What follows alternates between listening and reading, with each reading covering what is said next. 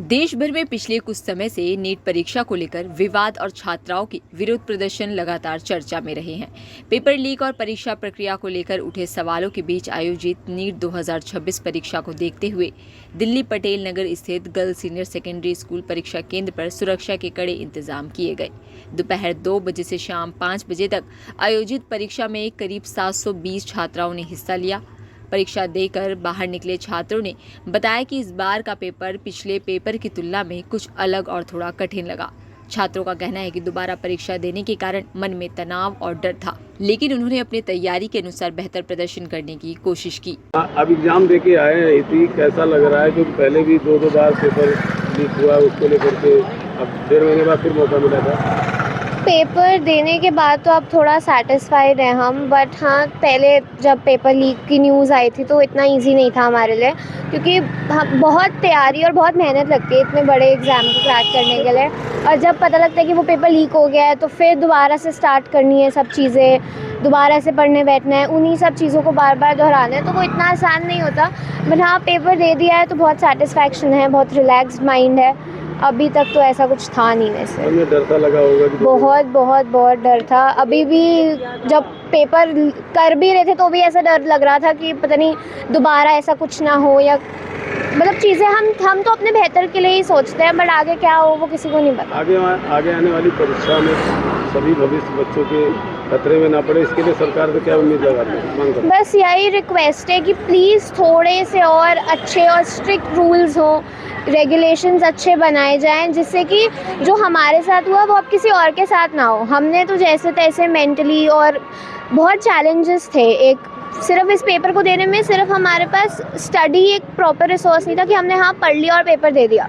Paper leak होने के बाद मेंटली जो स्ट्रेस हमें और जो टॉर्चर हमने झेला है वो 1 महीना, वो हमारे लिए उससे भी ज़्यादा बड़ा टास्क था। तो अब बस यही रिक्वेस्ट है कि आगे ऐसा ना हो, थोड़े सख्त कानून और बनाए जाएँ, और अब जो भी बच्चे ये पेपर दे रहे हैं उनके साथ तो ऐसा कभी ना हो भविष्य में। नहीं, मुझे ये लगता है कि एक बार पेपर हो गया, नंबर जैसे भी बनते हैं, उसके बाद इंसान को अपना मन बनाना पड़ेगा, नहीं करेगा। अगर नंबर कम आते हैं तो हम लोग अपने पेरेंट्स को समझाते हैं, हम लोग खुद अपने आप को समझाते हैं कि कोई बात नहीं, फिर 90 से पेपर अनाउंस करते हैं। तो हम लोग पेपर ऐसा बनाते हैं कि आदमी सामने पहले वाला पेपर अच्छा आया था, ईजी आया था, दूसरे वाला पेपर बिल्कुल डुएबल नहीं था। इस पेपर में बदलाव था, मुश्किल था पेपर। बायो अच्छी थी, बायो ऐसी थी कि वो आपसे कंसेप्ट पूछ रही है, एनसीईआरटी की लाइन नहीं थी। पूरा पेपर ऐसा था कि इतना बर्थ रेट है, इतना डेथ रेट है, आपको दिमाग लगाना पड़ेगा पेपर में। और केमिस्ट्री आप थोड़ी सी, मुझे ऑर्गेनिक मुश्किल है कि, और फिजिक्स वही जेई मेंस लेवल की बना रहे हैं लोग। मतलब मुझे ये लगता है कि आप पहले पेपर लीक होता तो वो आपकी गलती है ना, तो उसका भुगतान हम क्यों करते इतना मुश्किल पेपर भर के? पहले हमारे नंबर ठीक आते हैं तो हम सोचते हैं कि कोई बात नहीं, हम अगले साल इंप्रूव कर लेंगे। फिर अभी हम पेपर ऐसा देते हैं कि हमें लगता ही नहीं कि हमें ड्रॉप लेना चाहिए, तो हम क्या करें? वहीं अभिभावकों ने नीट परीक्षा से पहले हुई पेपर लीक की घटनाओं पर चिंता जताई। उनका कहना है कि बच्चे और माता-पिता वर्षों की मेहनत, समय और पैसा लगाकर डॉक्टर बनने का सपना देखते हैं, लेकिन पेपर लीक जैसी घटनाएं उनके भविष्य को प्रभावित करती है। अभिभावकों ने सरकार से शिक्षा और स्वास्थ्य व्यवस्था को मजबूत बनाने और परीक्षा प्रणाली को पूरी तरह सुरक्षित और पारदर्शी बनाने की मांग की। फेस से समझ में आता है हमें, बच्चे खुश हैं, बच्चे टेंशन में हैं, तो मैं पहले ही कहती कि बच्चे टेंशन में आ रहे हैं, इट मीन्स क्वेश्चन मुश्किल है। अभी ये भी आलिया भी कह रही है कि पेपर बहुत टफ था।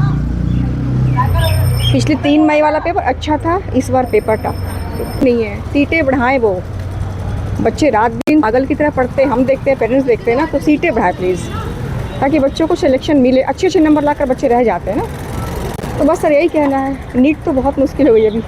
पेपर दिया है, पिछले 3 एफर्ट्स कर रही है, और इतना बड़ा एग्ज़ाम है ये, और ये उसकी भी इच्छा है और हमारी भी इच्छा है कि वो डॉक्टर बने।